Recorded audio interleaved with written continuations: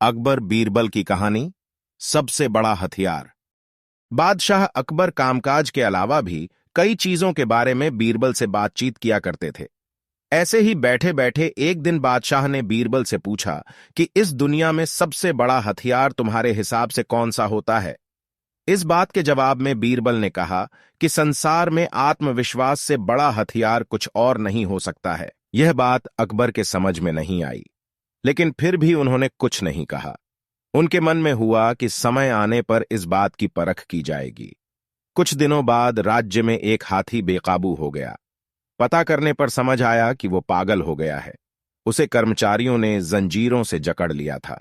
इसकी खबर जैसे ही बादशाह को पहुंची तो उन्होंने सीधे महावत से कहा कि जब भी तुम्हें बीरबल आता दिखे तो हाथी की जंजीरों को खेल देना।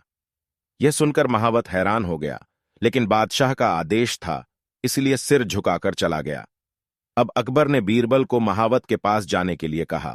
महावत ने भी बादशाह के आदेश का पालन करते हुए बीरबल को आते देख हाथी को जंजीरों से मुक्त कर दिया। बीरबल को इस बात की खबर नहीं थी, इसलिए वो आराम से चल रहे थे। तभी उनकी नजर चिंघाड़ते हुए हाथी पर पड़ी।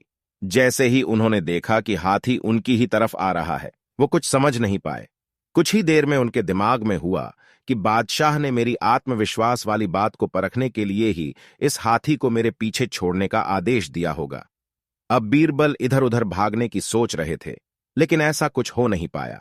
सामने से हाथी आ रहा था और अगल बगल में भागकर जाने की जगह नहीं थी। इतने में हाथी बीरबल के काफी करीब पहुंच गया।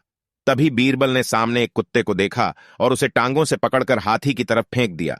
कुत्ते चीखते हुए हाथी से टकराया। उसकी ऐसी चीखें सुनकर हाथी वापस उल्टी दिशा में भागने लगा। कुछ ही देर में इस बारे में बादशाह अकबर को पता चला। तब जाकर उन्होंने माना कि आत्मविश्वास ही मनुष्य का सबसे बड़ा हथियार है। कहानी से सीख। हर किसी की बात पर यूं ही भरोसा नहीं कर लेना चाहिए। बात की जांच और परख करना जरूरी है।